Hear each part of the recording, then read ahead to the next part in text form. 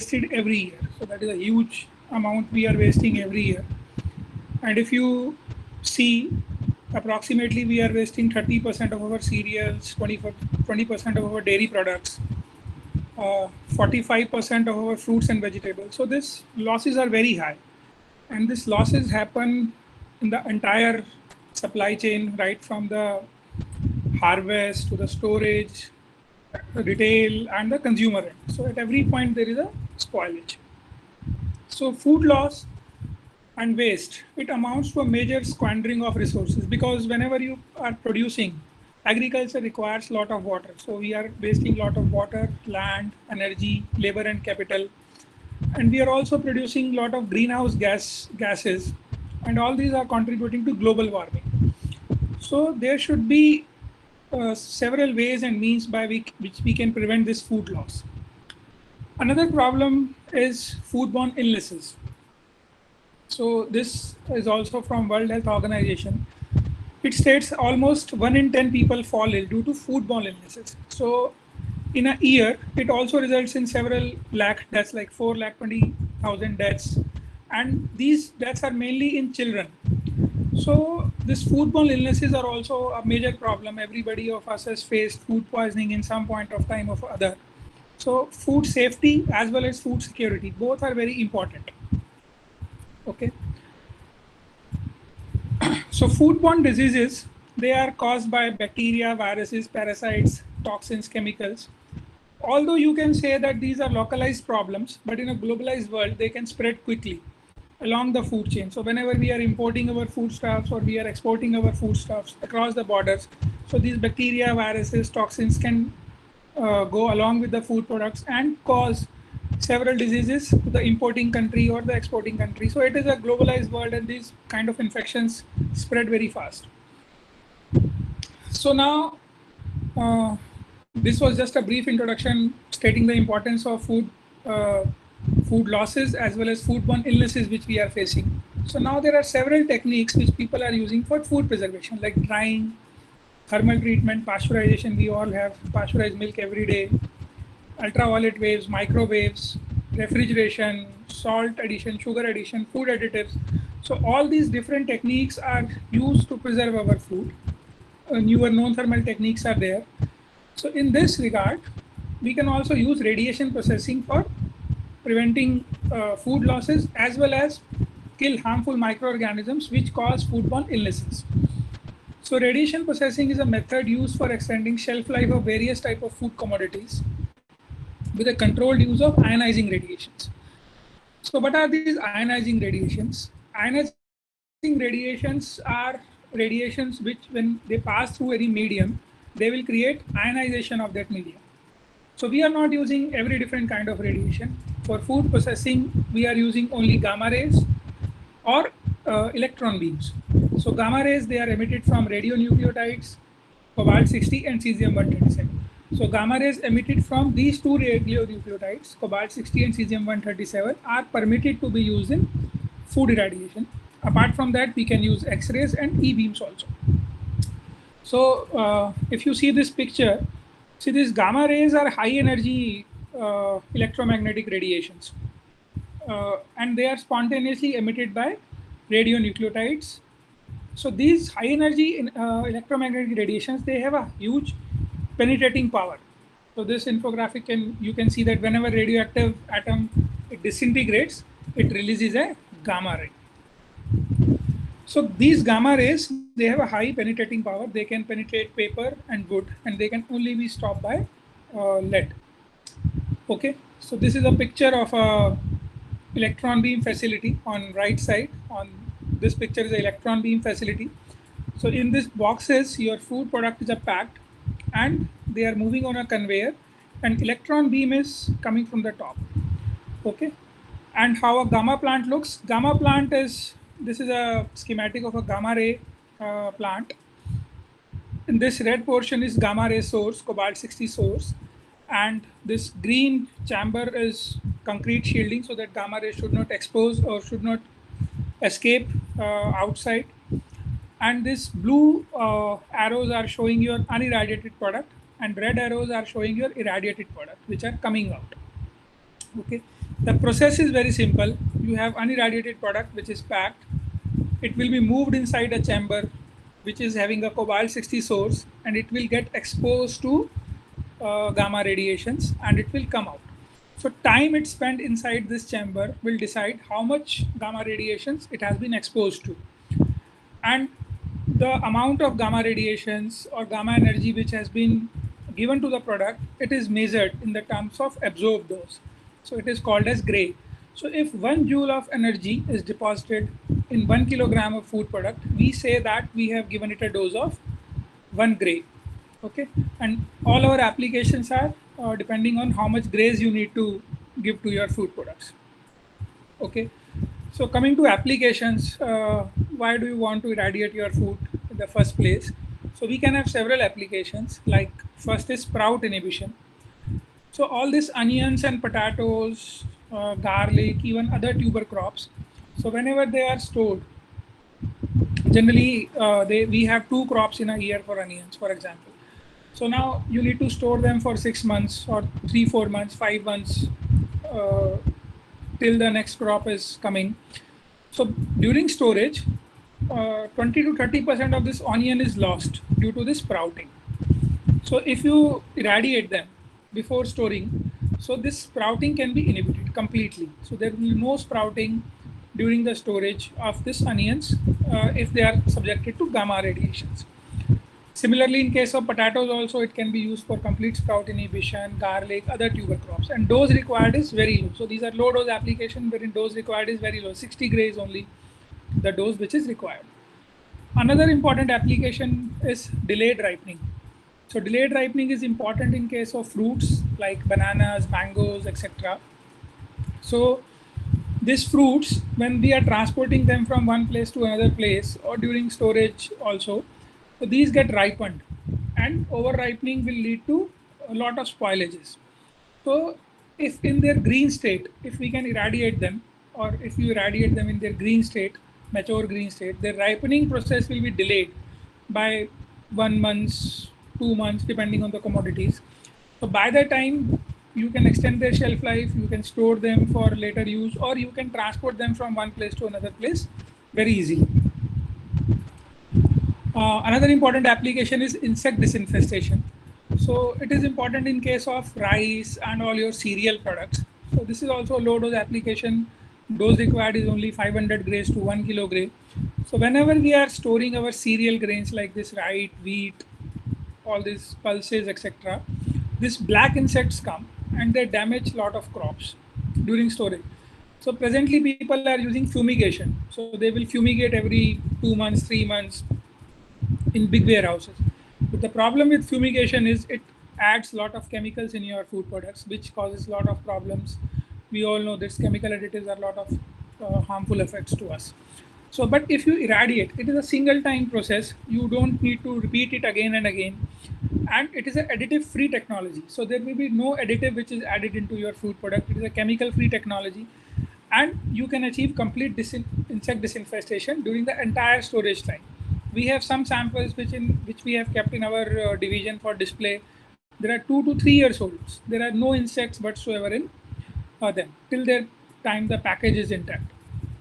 It can also be used for microbial decontamination, like for meat products and spices. This is a high dose application wherein dose required is 4 to 5 kilograys or up to 10 kilograys in case of spices we are giving. And this meat and spices, they have problem of not of insects but disease causing food illnesses causing bacteria like E. coli, salmonella, and listeria. So all these bacteria will be present, and when this is consumed, this bacteria will give us foodborne diseases. So to eliminate all those bacteria, you can use gamma radiation, and all these bacteria, harmful bacteria, viruses can be eliminated. Okay. Another important application is quarantine treatment. Like these mangoes, if you see this picture, there is a black insect which will damage the core of this mango. So this particular insect you cannot kill by any chemicals, because this insect is present inside the mango. Outside mango will look good, But when you cut it open, there will be an insect which is present inside this, and this will cause this blackening of this mango inside. So any chemical treatment, since it cannot reach inside the mango, so this cannot be treated. So that is why our mangoes were banned to be exported from United States for a long time. But if you treat them by gamma radiations, so since gamma ray has a penetrating power, this insects, even if it is present inside mango, it can be killed. So now after several years, for past 10 years, US has again opened its market for Indian mangoes, but they have only one condition, that you need to irradiate them first. So in India for past 10 years now, we are irradiating mangoes so that all these black insects can be killed, and then they are exporting it to United States. So these kind of applications, these are known as quarantine applications, to kill insects and pests which are not present in importing country, so that our insects and pests cannot reach that country along with our food products. So these kind of applications can also be done by radiation processing.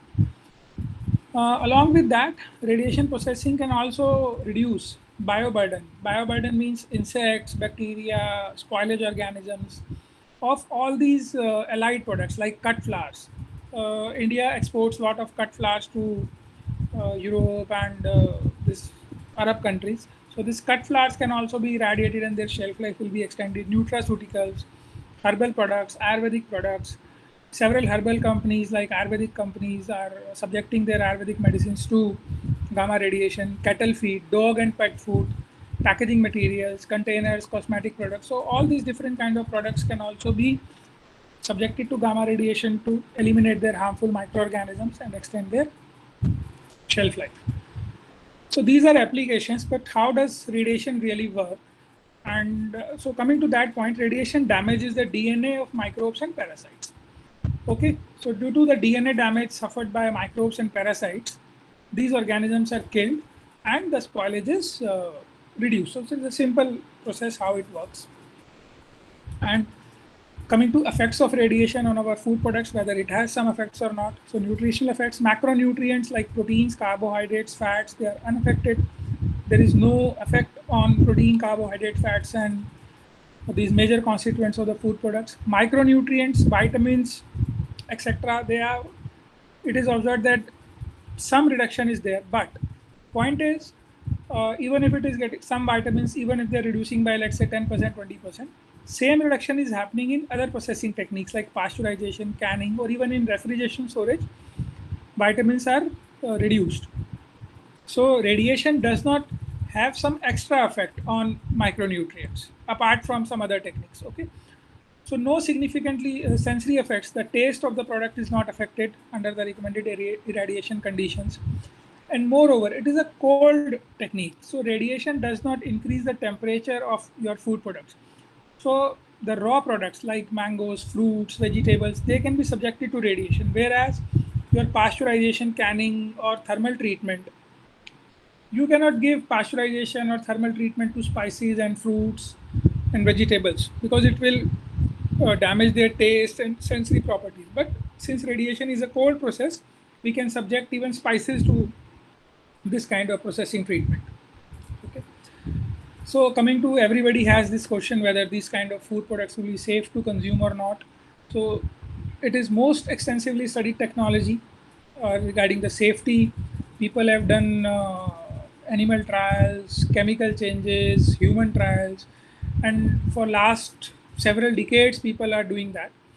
And after seeing all the data, in 1997, Pune Agriculture Organization of United Nations, World Health Organization, and International Atomic Energy Agency, their joint study group evaluated the data, and they have stated irrevocably that food irradiated with any dose is nutritionally adequate and safe.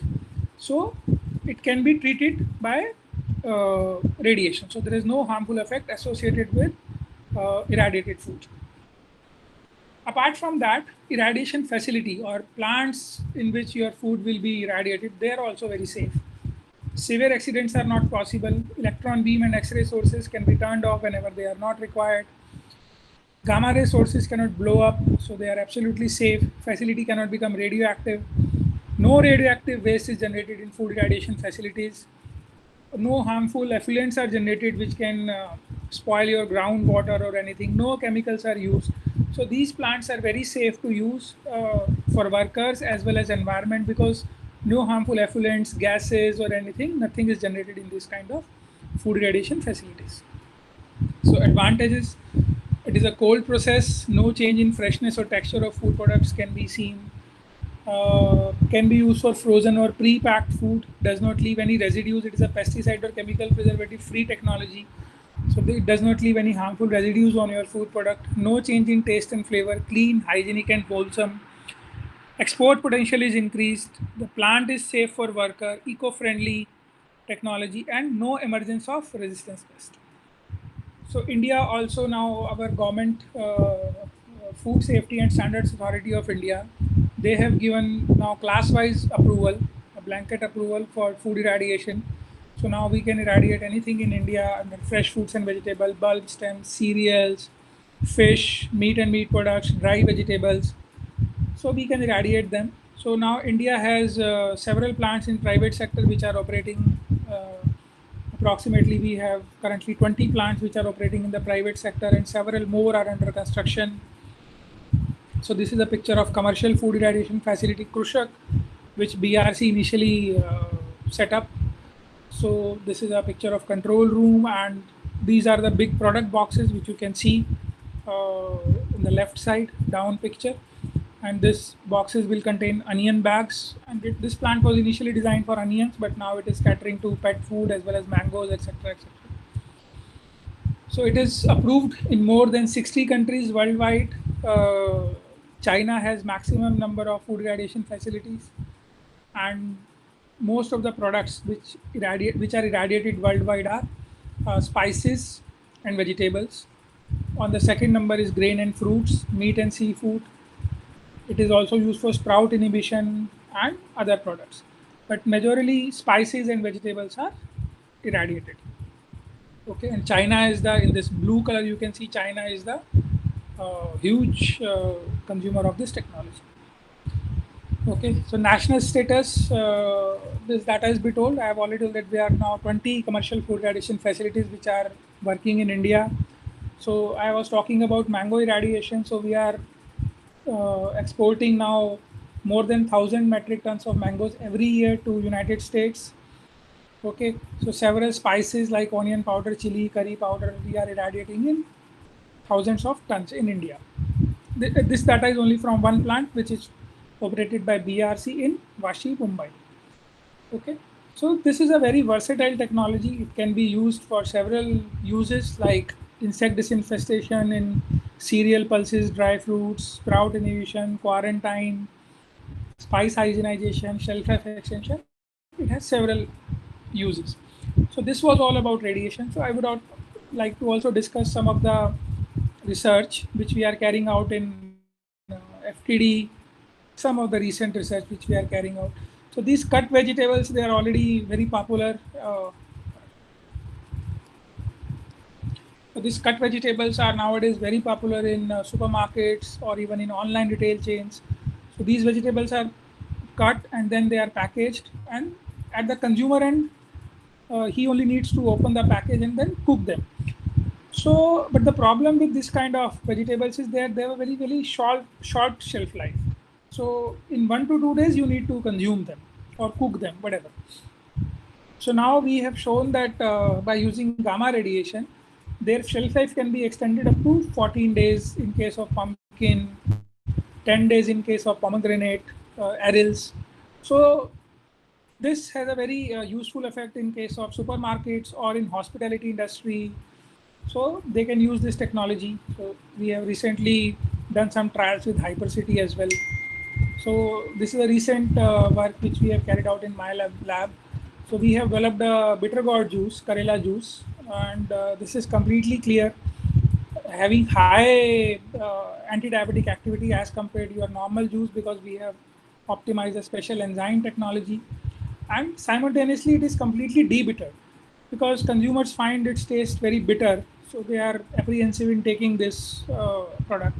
But we have now finalized a technology. This is also listed in our website, technology transfer for technology transfer. So this juice is completely de-bittered. So the sensory quality is very good, and Simultaneously, it's having high antidiabetic activity. Similarly, we have debittered fenugreek extract. So this fenugreek extract was exported to US for a pre-workout drink, energy-giving drink, because these have certain bioactive constituents which are very good for building muscles.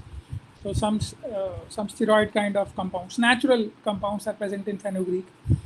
So this product is already transferred to MS Indus Biotech, and they have made a very good drink out of it, and they are exporting it to United States now.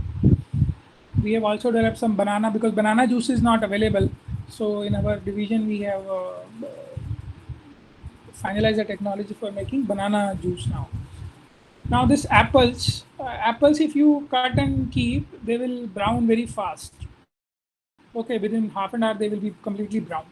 So we have optimized the technology using special uh, dip coating using grass status chemicals as well as modified atmosphere packaging, by which you can store all these varieties of apples, cut apples, for up to 15 days under refrigerated conditions.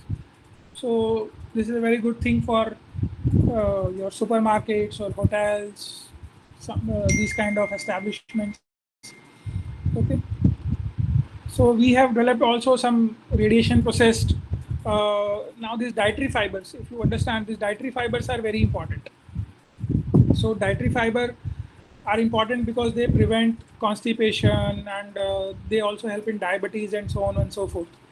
And this dietary fiber content in our modern diets are very low because nowadays we are eating more of processed products.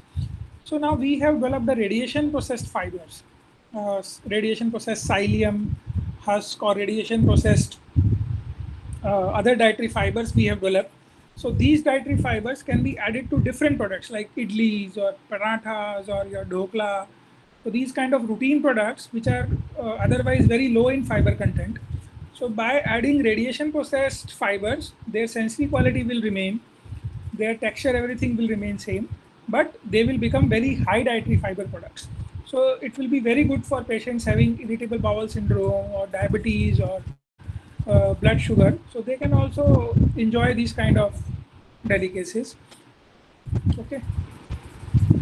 So similarly, we have also shown effect of radiation processing on shelf life extension of these different products like aloo tikki or meat products or parathas, khakras, etc. We have shown the applicability of radiation processing not only on the traditional products like whole mangoes or vegetables, so on and so forth, but the modern processed products like biscuits, anything. Now we have optimized the technology by which radiation processing can be useful to extend their shelf life. Okay, different kind of products like which can be used for military rations or when people are going abroad. These packets are coming nowadays, by which they're having ready-to-eat kind of products like ready-to-eat pulao or ready-to-eat sabjis. So they have a very long shelf life, so you can take them abroad. So similarly, we have also shown applicability of radiation processing for developing these kind of products. Okay. So we have this developed now immune compromised patients. So patients who are immune compromised, which have very low immunity, like cancer patients. So you cannot give them normal food because very few bacteria will give them diseases. So they need to have completely sterile products. So we have developed some products for those kind of patients. These products are packed in special packages and then radiation sterile.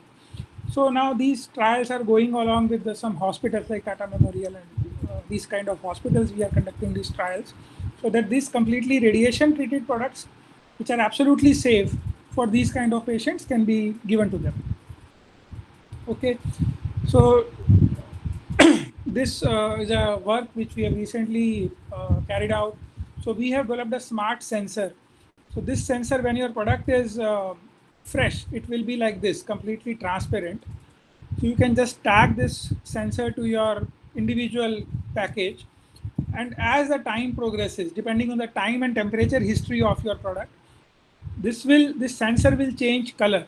So we have modified the chemical reaction in a way that the rate of color change will depend on the time and temperature history of the product. If you keep the product at higher temperatures, color will change very fast. If it is kept at refrigerated temperatures, color will change slow. And this rate of reaction is matching. We have matched this rate of reaction to your individual product.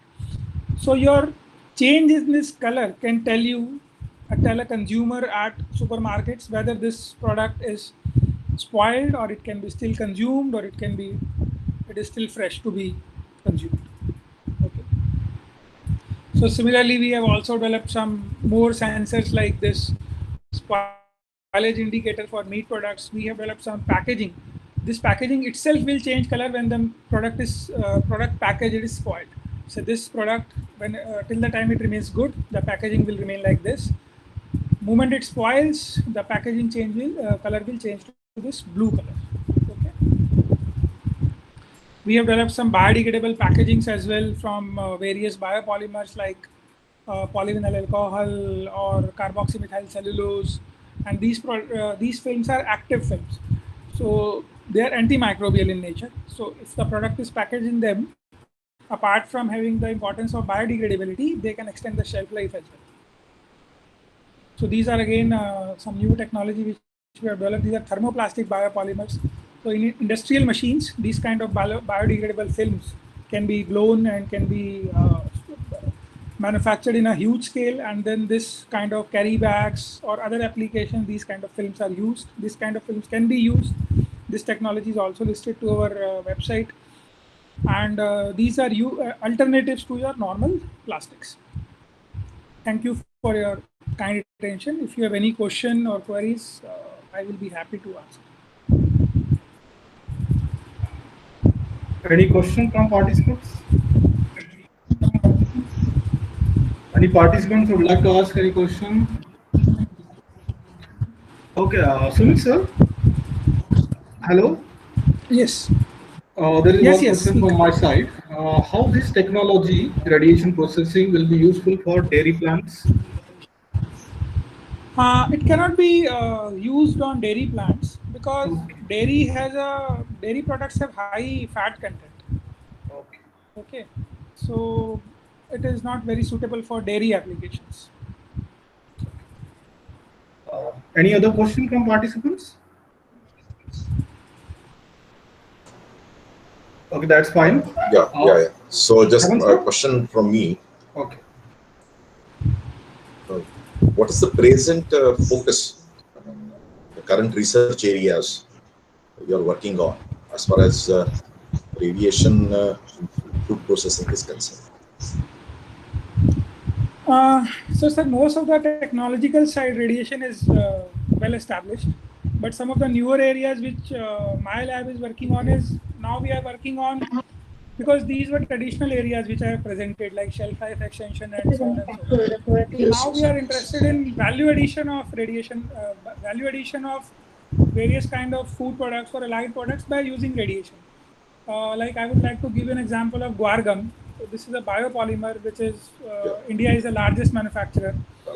So this it had a very high viscosity, but there are there are different applications of different viscosities. So we have made a technology using radiation by which all these different kind of viscosities can be obtained of guar gum. So that technology is already transferred to 3 industries. So now our focus is to somehow add value. So these value-added products, like for flavor encapsulation, wall materials, using biopolymers, things like that. So that is the main focus area as far as the radiation processing is concerned in my lab. But other people are working on. Okay. Yeah, please continue. Yeah, please continue. Other people are working on radiation shelf life extension of different products. Still, many fruits are not worked upon, like strawberries or mangoes. So people are working on every aspect. Sir, another question with regard to is this only being allowed by the government agencies, such as the agencies working under the Department of Atomic Energy, or the private players can also do that? No, anybody can do that, but and anybody can set up a plant as well. So it is very costly to set up a food irradiation facility. You need somewhere around 15 to 25 crores. So all these commercial food irradiation facilities which are being set up in India, they are all service sector plants. So any company can go to them and get their product irradiated and pay them fees. So any consumer can irradiate anything because it is now approved by law. And if you want to set up a food irradiation facility, that also can be set up by private parties. Thank you, sir. Thank you so much. Any other question? Sir, Hello, hello, sir. Yes. Yes, Sir, yes. how do this technology useful for liquid product? Liquid products. Hello. Hello, sir. My question is that how I'm does not this able. I'm technology not able useful? to. You are asking about Okay, liquid okay. products. Yes, sir. I'm asking about liquid product. How does this technology useful for liquid product? How do we Yes. sterilize? So as I have already answered for milk, it is not useful because milk has a lot of fats, and other kind of liquid products such as juices and all. For juices, it can be processed, but since radiation is a batch kind of facility, so people are not using it for juices that much. Okay, they have better alternatives for juices which are available. For juices also, it is not being widely used.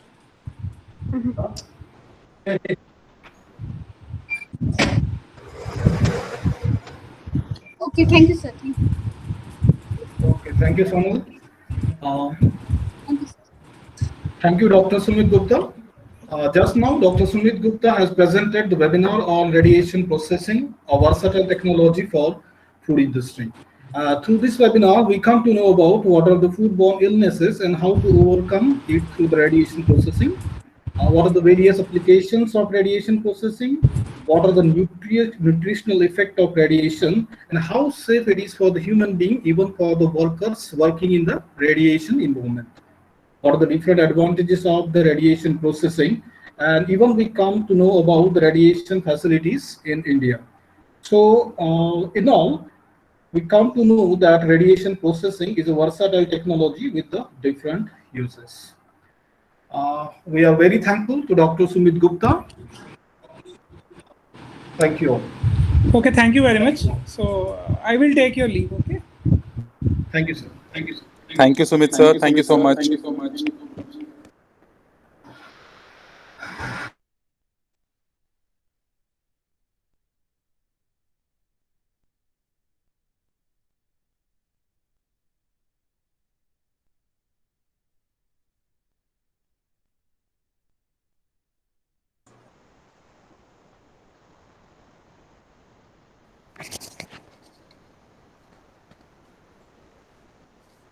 Yeah, Professor Charanjit, I hope Engineer R.K. Singh is supposed to join us because he's supposed. Yes, Yeah. yes, sir. Actually, he's supposed to join us. I'm going to contact him right now again once Okay. that Okay. he can join like within 15 before 15 minutes, and I'll just let you know, sir. Okay.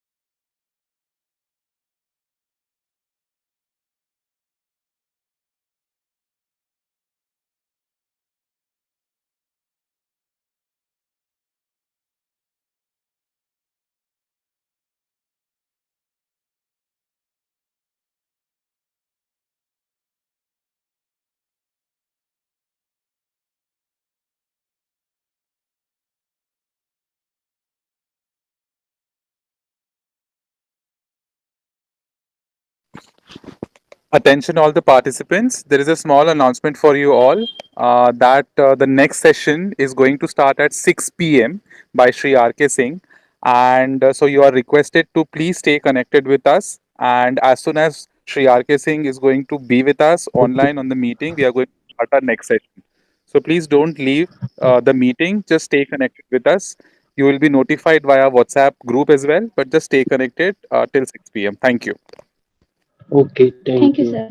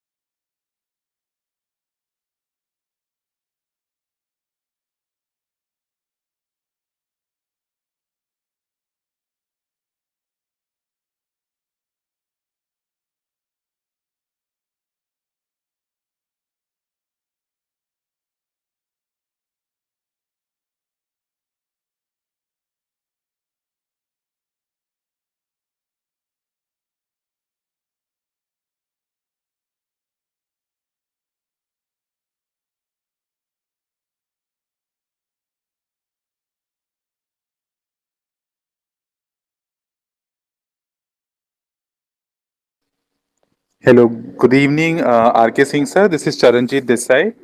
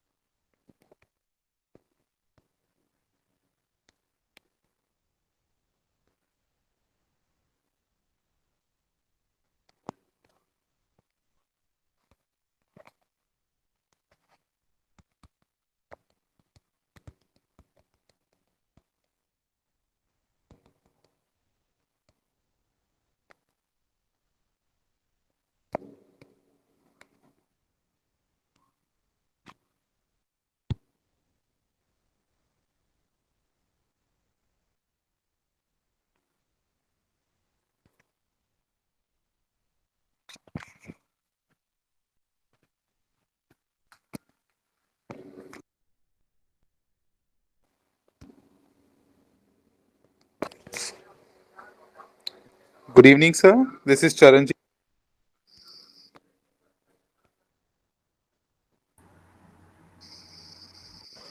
Hello, am I audible? Yes, sir. You are clearly audible, sir. So we can start. Sir, I'll just want around 2 to 3 minutes because the participants have not joined yet. I'll drop Okay. a message in the WhatsApp group. They'll join within 2 minutes, and then we'll start within 2 minutes, sir. If that's okay. Yeah, it's fine. Okay. Okay, sir.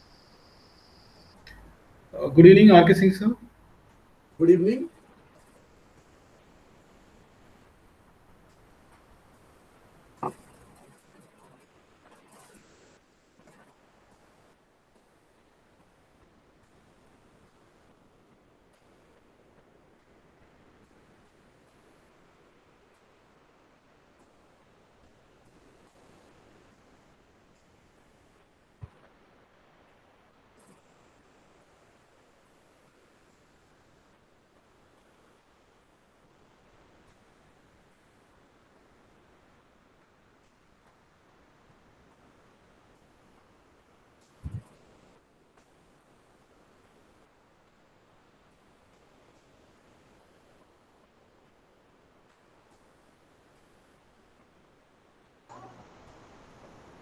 Good evening, Singh sir.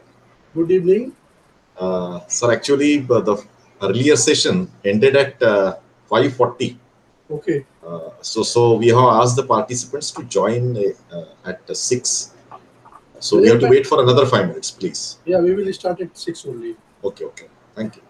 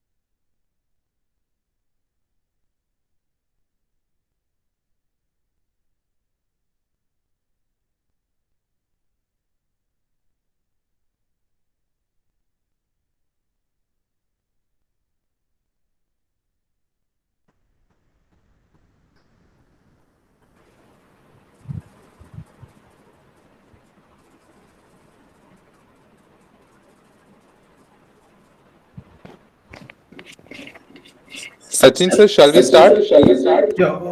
Yeah, We shall start.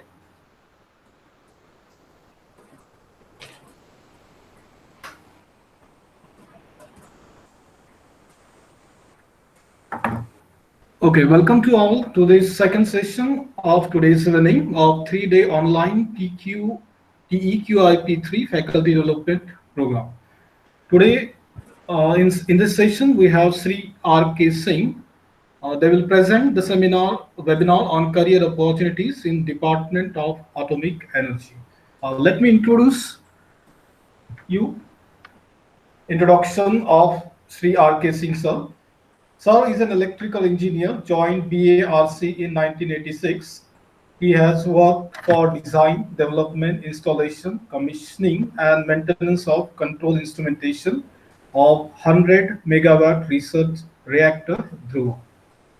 Sri Singh was on deputation to Narora Atomic Power Station for rehabilitation and commissioning of control instrumentation after fire incident. He has worked for design, installation, and commissioning of physical protection systems. He has developed advanced instrumentation for flow visualization and vector field mapping of advanced heavy water reactor components and pressurized heavy water reactor components. He was Secretary, Indian Nuclear Society for 3 terms. He has coordinated international conferences and organized 100 national seminars all over India.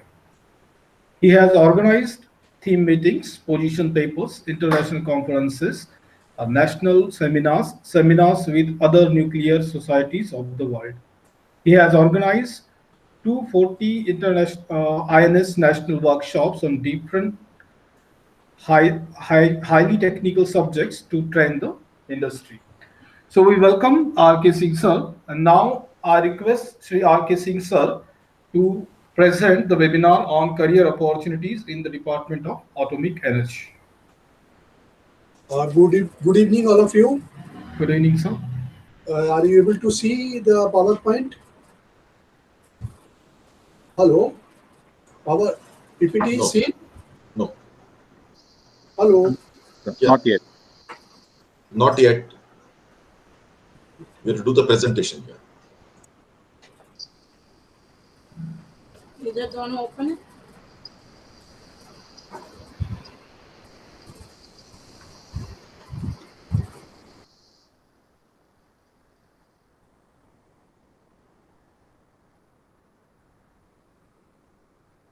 उसको click करें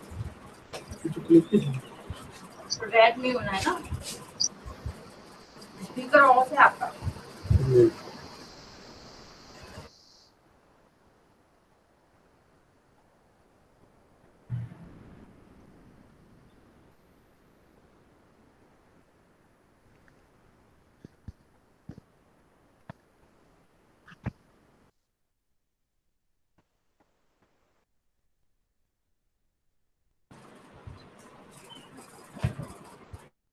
click करो उसे आई good Hello?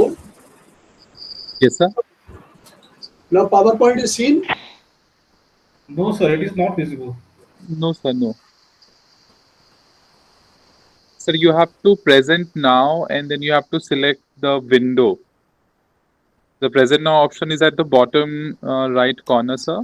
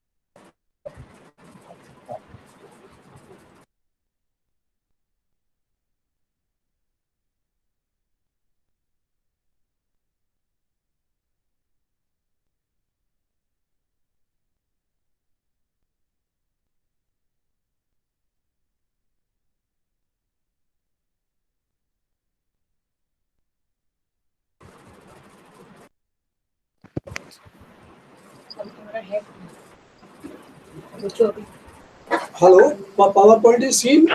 Yes. Please continue. So, friends, we have sessions for 2 days. Actually, this is a very small part of story of the Department of Atomic Energy. Department of Atomic Energy, we work in multidisciplinary and interdisciplinary areas, and we actually have all kinds of work environment for everyone to contribute. And since is a complex technology, so main attributes of this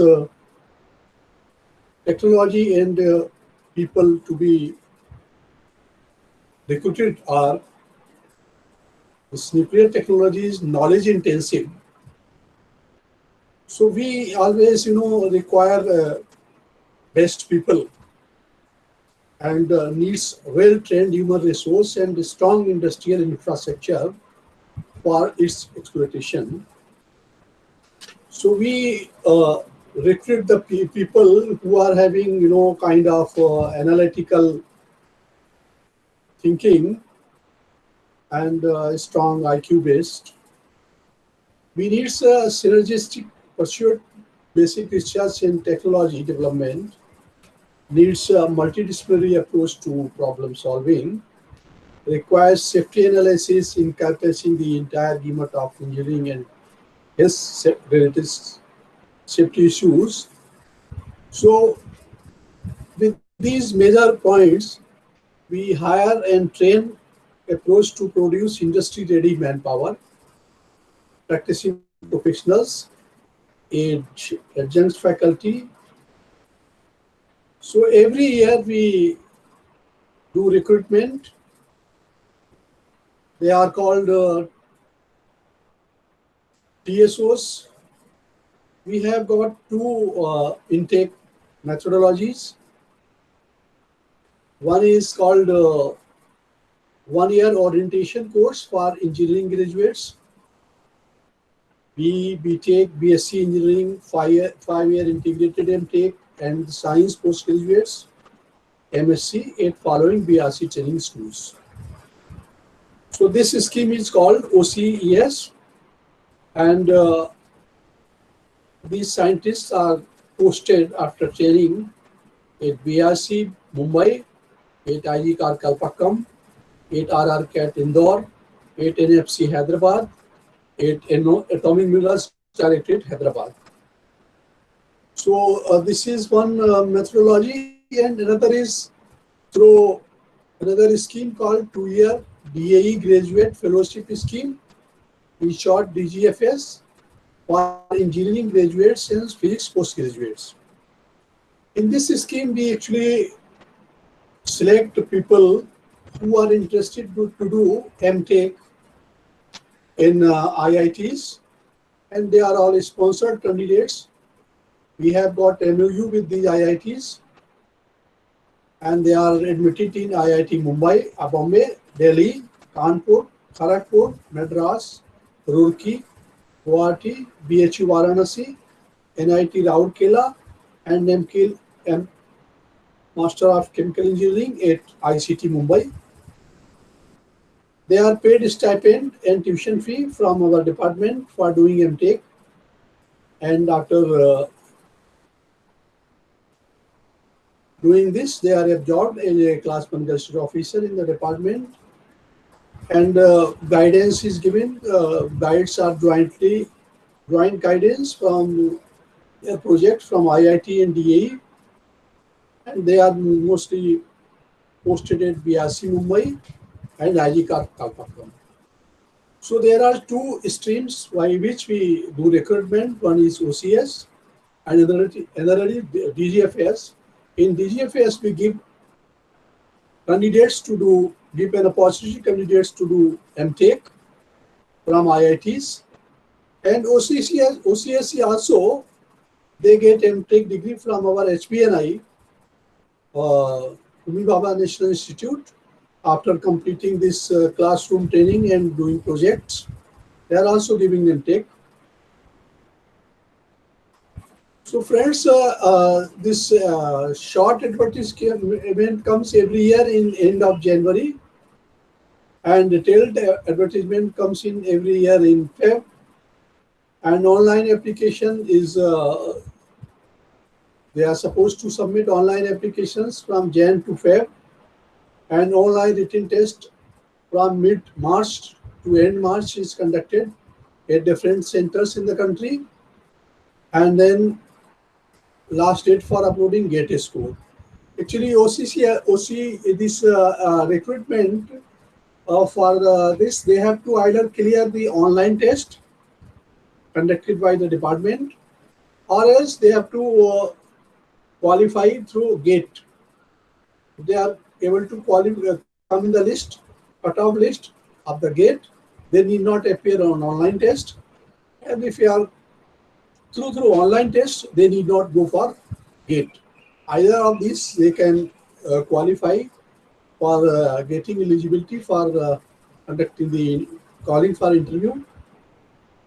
And once they are through that, we do recruitment of these people in the different disciplines. These are basically mechanical engineering, chemical engineering, metallurgical engineering. In metallurgical engineering, there are different names. There are different universities give degrees by different names like metallurgy, metallurgical engineering, materials engineering, metallurgical and materials engineering, materials sciences and engineering, metallurgy and materials engineering, metallurgy and materials science. So these are the metallurgy, and then electrical engineering, and electrical engineering also, electrical engineering, electrical and electronics engineering. Some universities, they offer degrees of electrical and electronics engineering. In the electronics engineering discipline, we consider electrical engineering, electronics engineering, electrical and electronics engineering, electronics and control engineering, electronics and communication engineering, electronics and instrumentation engineering. Then computer science, we consider computer science, computer engineering, and in the discipline of instrumentation engineering, we consider instrumentation engineering, electronics and instrumentation engineering. In the civil engineering, we consider civil engineering, and in nuclear engineering, or nuclear technology, or nuclear science and technology. These are the disciplines we consider for intake. And in the MSc postgraduate in science, we consider physics, MSc physics, MSc applied physics, we take in engineering physics, and in chemistry we consider MSc in chemistry. In bioscience discipline, we consider MSc in agriculture, MSc in biochemistry, MSc in microbiology, MSc in molecular biology, MSc in biotechnology, genetics, botany, geology, plant science, plant breeding, plant pathology, entomology, food technology, animal sciences, life sciences, and biosciences, or BTech, BSc in food technology. These are considered for biosciences. Then geology, MSc or equivalent MTech in geology, applied geochemistry, or 5-year integrated MTech in geological technology. In geophysics, we consider MSc in geophysics, applied physics, or 5-year integrated MTech in geophysical technology. In the category of radiological safety engineering, this is a separate discipline, but we give additional training. MSc applicants in physics and chemistry, they can apply for this. And for DGFS specialization, We consider relevant technologies, in the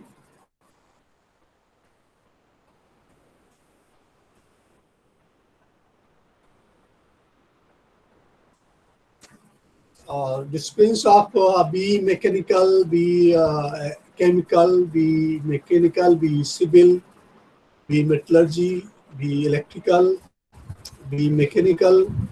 So these are different categories. They are considered for this DGFS scheme, where they can do the MTech course. And the selection process, as I told you, this is a two-stage process. One is the screening. Either you have to come into the cutoff of GATE score, or you have to conduct the online test. And after clearing this, either of these, they come under the cutoff. They are called for interview in Mumbai at BRC Guest House in the month of May and June. And age per government said to be 26 years, age on August of that year. And they have to come and appear in the interview, where all questions will be asked from the particular discipline. If person is from electrical, then questions will be from electrical discipline. Electronics, then it will be from electronics discipline. And they also ask their choice of the topics, and mostly limit their interview on those chosen topics, so that they want to know about the in-depth knowledge about the person in that his topics of choice. Analytical questions and some advanced questions will be asked in that topic. And for engineering disciplines, this is all I have explained you. The minimum 60% aggregate marks should be there in their disciplines in the graduation level. As you know, for government constituted class 1 officer, they must pass by minimum 60% marks, and they must score the GATE score.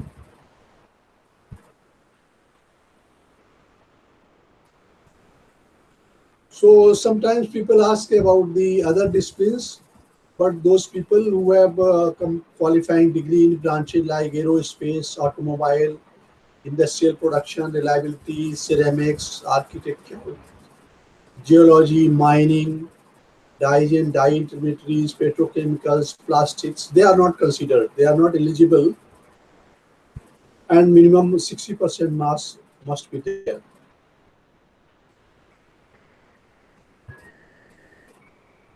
For physics discipline, they must pass in MSc in physics. Again, minimum 60% aggregate marks, the qualifying degree, and they should have valid GATE score or clear online test. Similarly, for chemistry discipline, they must have MSc in chemistry with physics up to BSc or subsidiary, and ancillary level in case of 5-year integrated MSc in mathematics.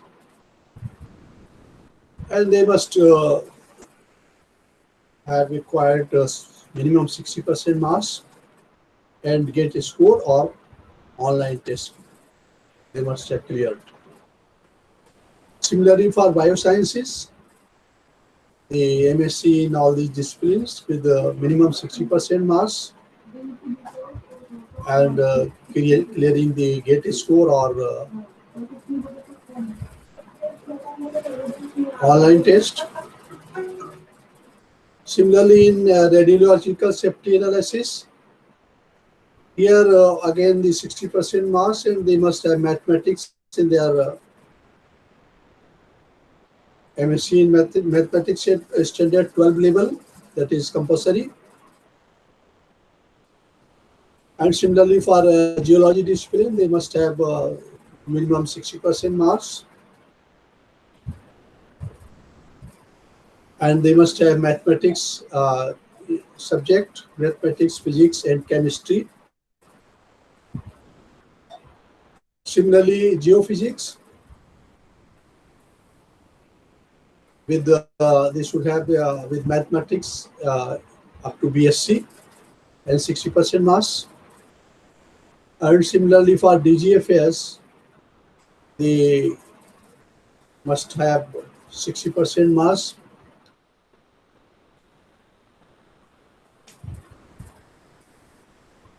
And admission to DGFS candidates having qualifying degree in any of the 8 eligible engineering disciplines, or who are physics postgraduates and who meet the corresponding eligibility criteria, are eligible to apply for DGFS. Friends, to have an idea how this cutoff varies, just we have a cutoff score. It varies year to year, and in different years, cutoff varies depending upon the performance of that year in these examinations. And these people, after qualifying the interview and medical test, they are put for patronage TSO, and they are given stipend of 35,000 per month, book allowance of 10,000 one time, and accommodation is compulsory at our guest house. And they are giving training in the structure of the courses, like nuclear related 30%, discipline specific 30%, project 12 weeks 30%, and vacation 4 weeks. And regular assessments is being done during training. Examinations are after every 6 weeks, and course viva is after every 12 weeks, and project viva after 5 weeks, and final. This is about the training program. And about the payment in discipline promotion policies and payment.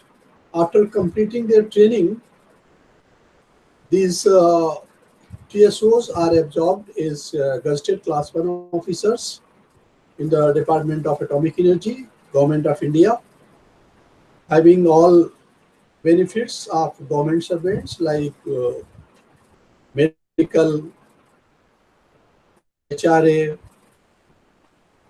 LTC, all those DAs per government tools. And while recruitment first posting is a scientific officer C, they get more than 64,000. This slide is actually a little bit old one, and every year different DA and other benefits they are needed.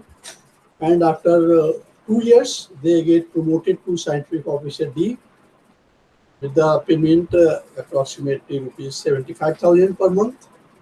And after 4 years of scientific officer D, they are promoted to scientific officer E. And after 4 years, they get scientific officer F. And after 5 years, scientific officer G. And after 5 years, they get scientific officer H. Then after 4 years, they get scientific officer, outstanding scientist. And the maximum is the scientific officer, distinguished scientist.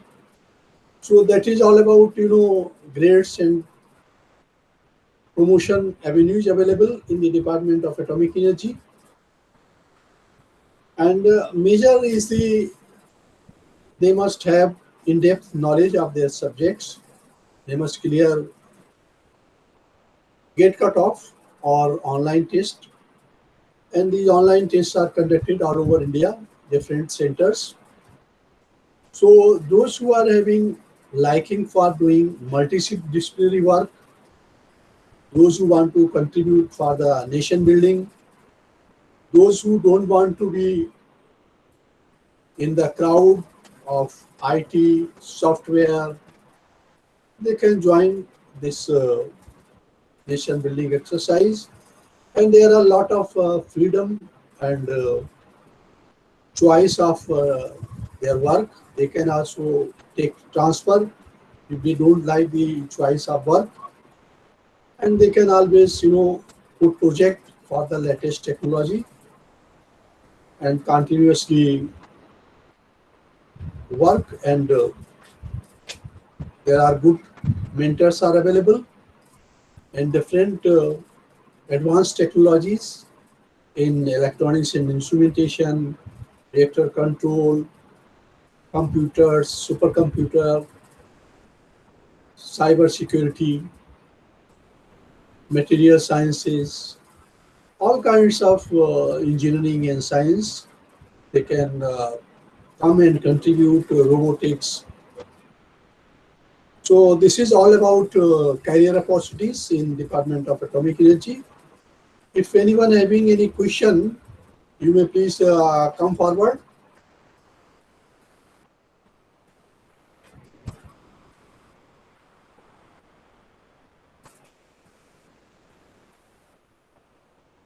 Okay, any question from participant side? Hello?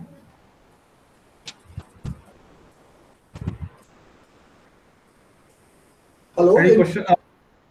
One question from my side. Yeah, please. Can we join the atomic energy sector after completing 10 years in other sectors like academics? Is there any chance? Well, actually, there is no such kind of entry in the Department of Atomic Energy. Okay. Only some fellowships are there, and they are after doing MTech or this postdoc. And after a completion of some experience, there are no entry. Okay, sir. So any other participants?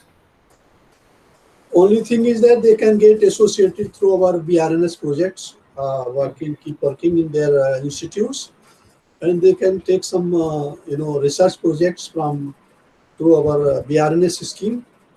So department will fund and they can do research work. Okay, fine, sir. Is there any other participants who would like to ask the question? Okay, fine. So we are very thankful to Sri R.K. Singh sir. They have presented the webinar in career opportunities in Department of Atomic Energy. Through this webinar, we came to know about what are the various attributes for nuclear technology. That means we need analytical type of thinking to pursue career in atomic energy. We came to know about various courses. Then what is the selection process? What are the eligible disciplines of engineering to pursue careers in atomic energy? And then after, we also came to know about what are the different promotional levels in the Department of Atomic Energy. And hope this webinar will be very helpful to all the participants. So thank you, sir. Thank you, Sri R.K. Singh, sir. And thanks to all the participants.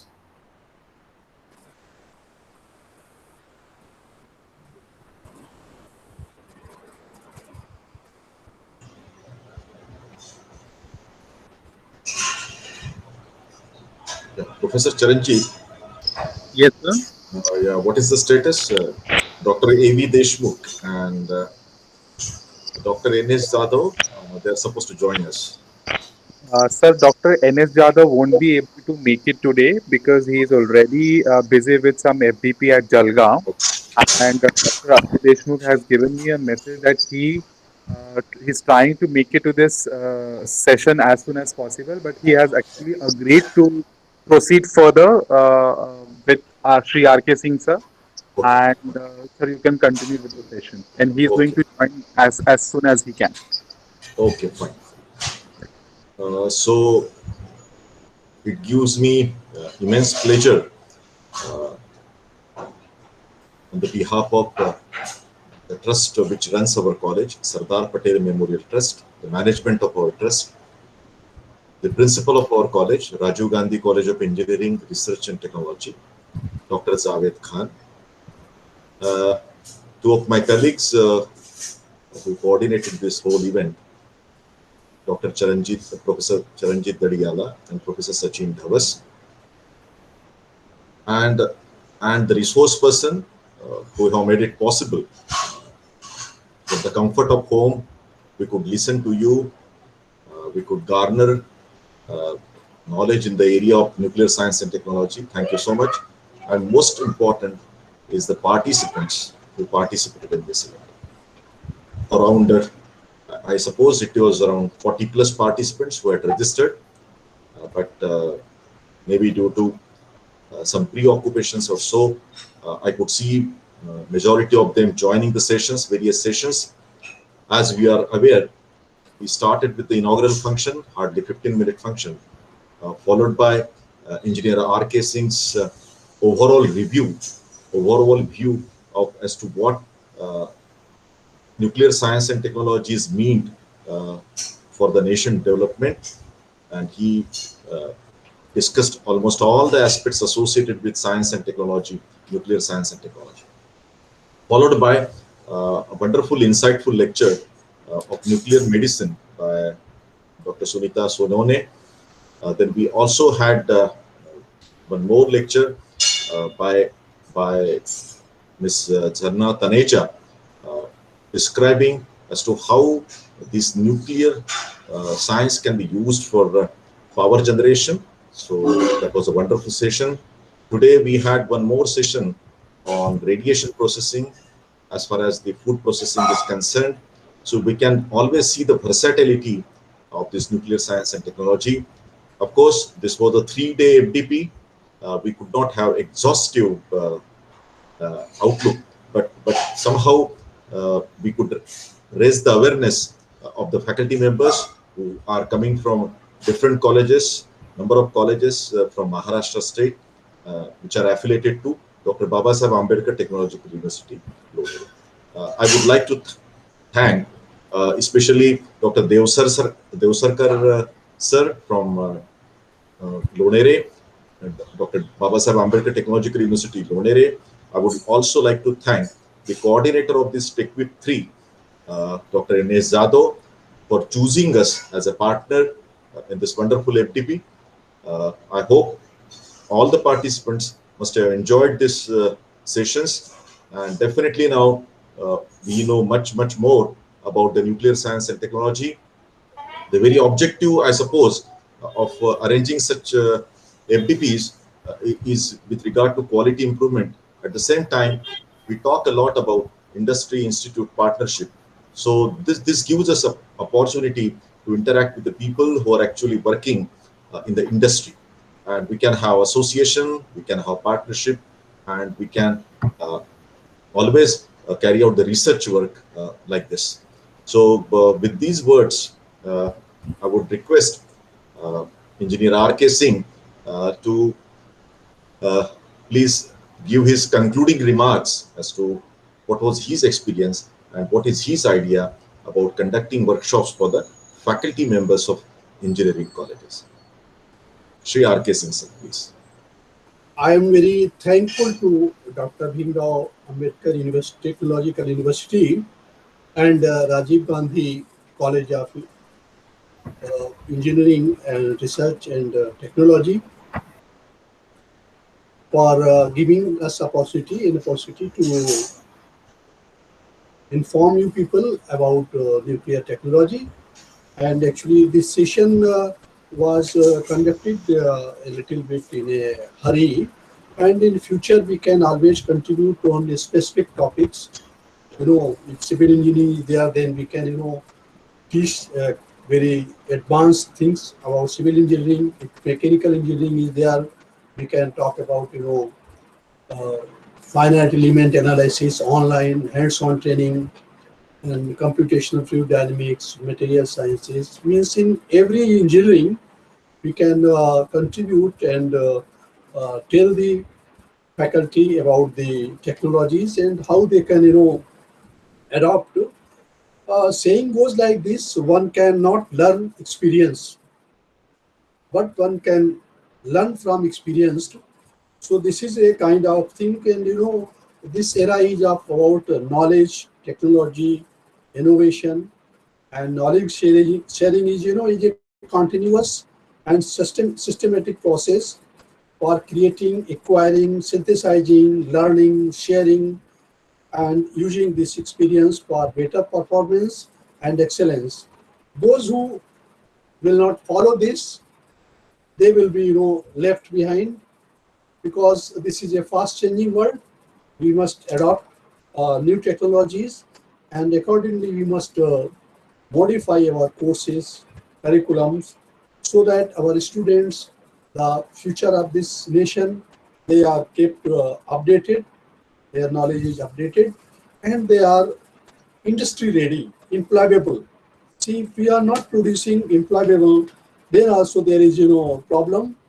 So we must address these issues and continuously address the needs of the nation. What is present day requirement of the industry, and what is the requirement of the technology.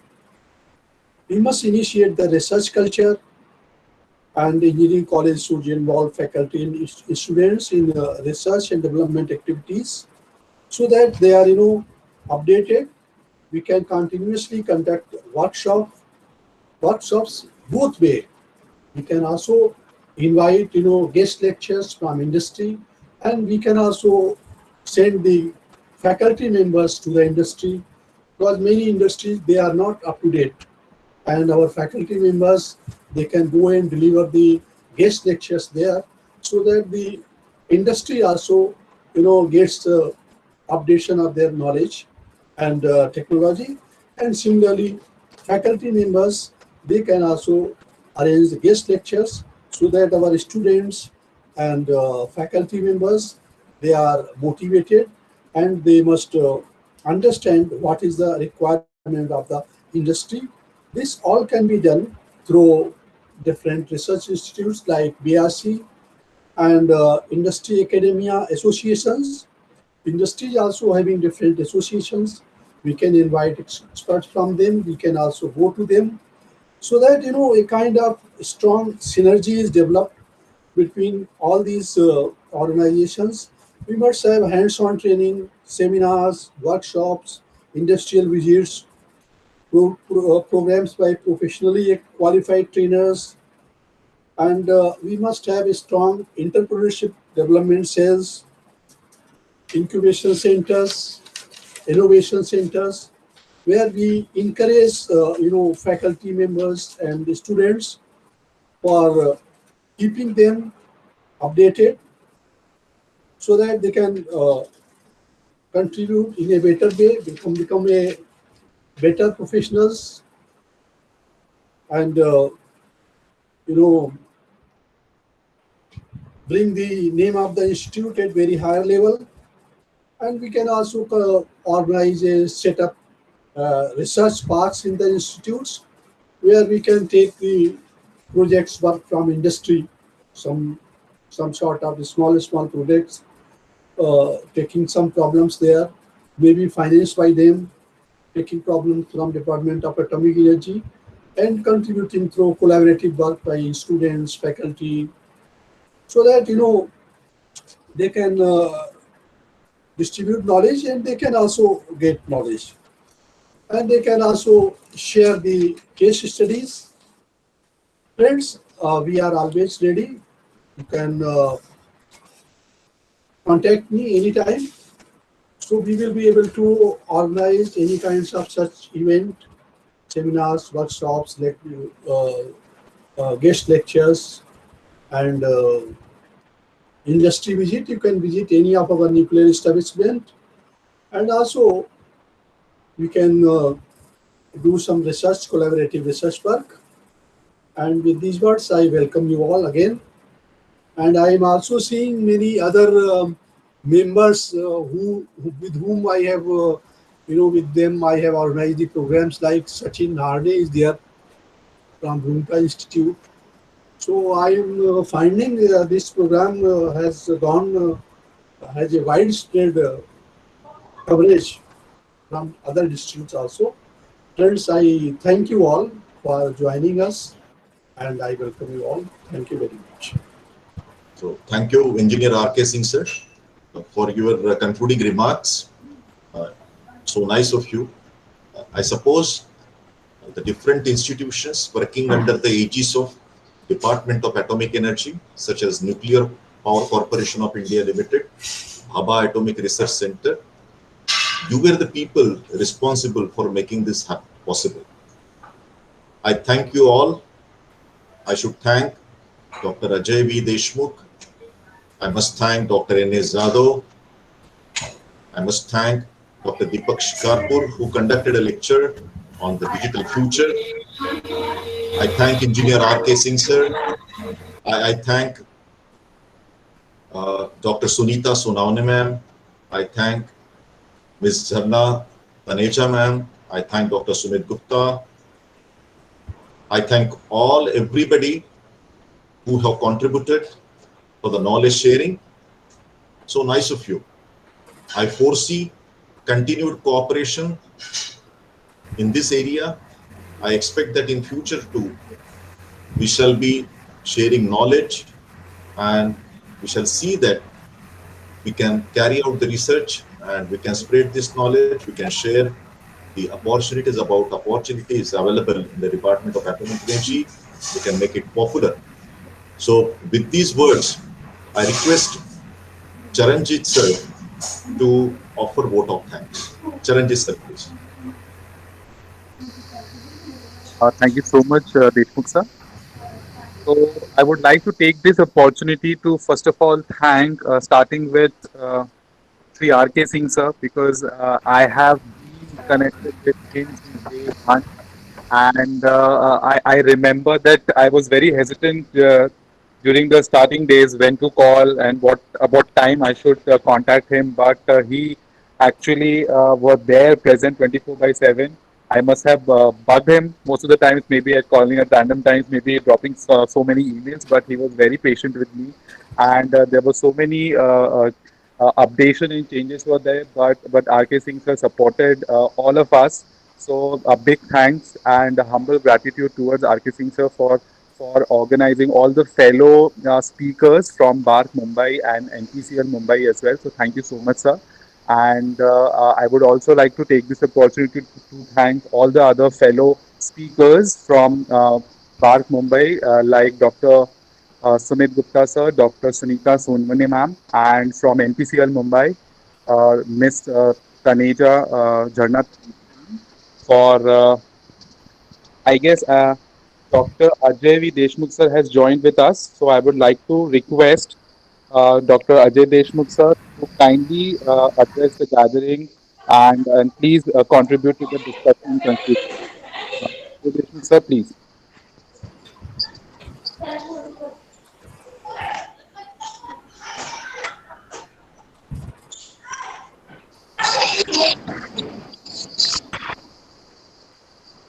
Deshmukh sir, this is Charanjit this side. Yes, yes. Yeah, good evening, all of you. Singh sir, Good evening. Good evening, sir. so I could get your message and I suddenly I could call.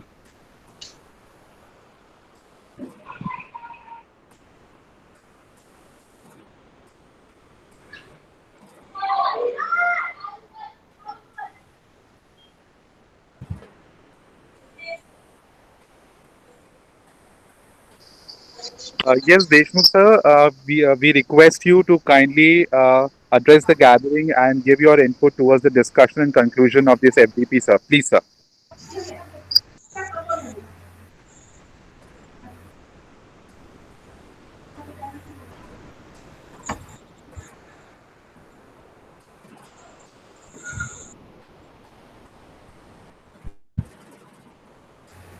Ajay Deshmukh, sir, please, some few words. Yeah. Some few words from your side, sir.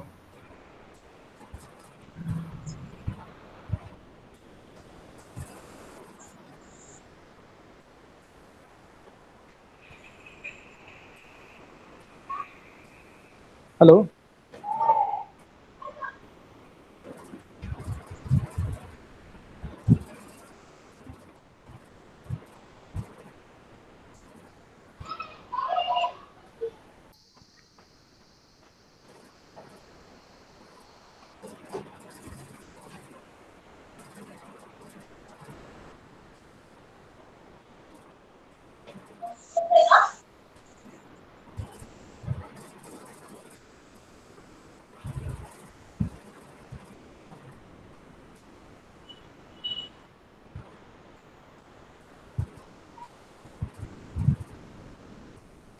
I think there is some problem. Just remind him.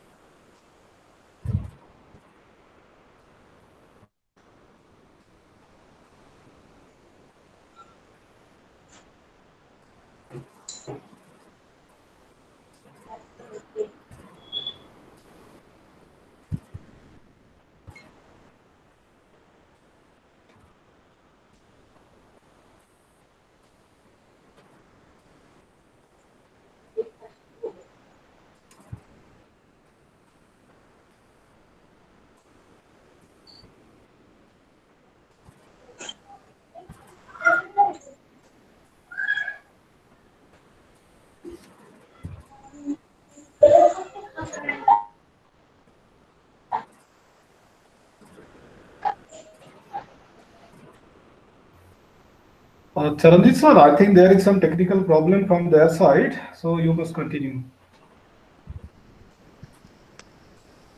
Okay, okay. So, continuing with, I would again like to take this opportunity to thank Dr. Ajay V. Deshmukh because he was the backbone behind the planning and organizing of this complete FDP. He was also very much well connected with me since day one, and without him, this particular FDP wouldn't have been possible. I would also like to thank Dr. N.S. Jadhav, coordinator of this T-Cube FDP, assistant professor of DBA to Lonere.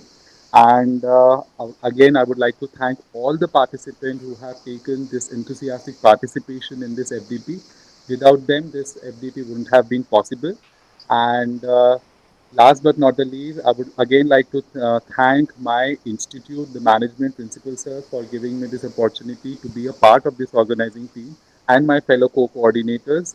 Thank you, Dr. H.S. Deshmukh sir, and thank you, Professor Sachin Dhawan sir, for being with me and to support to support me throughout this complete FDP.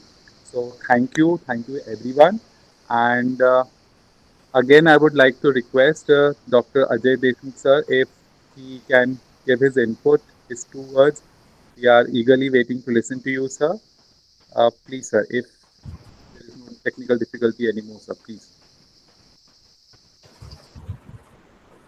Hello. Yes, sir, yes.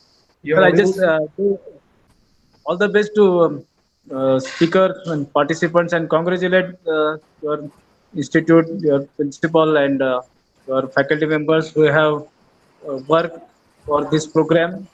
And the topic was really great. And speakers like Singh sir and his team must have delighted, and all the participants must be exposed to this nuclear science and technology. So the subject is very interesting that way, and I hope they must have enjoyed. Maybe next time, if time permits, or after lockdown, we can organize a similar program and maybe a big exhibition.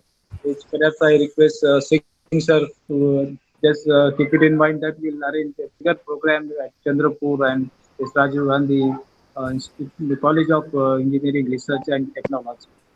So thank you, Chiranjit Singh. Well done, and Dawes sir also. I Thank you so much. congratulate you all.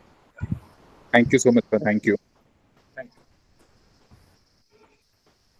So I would like to announce that this marks the end of this FDP, and Thank you all for joining us. And maybe in near future, we are going to plan another FDP, another TCube, another project in association with all these esteemed speakers and eminent personality. We'll meet again soon in the future. Thank you all. Thank you.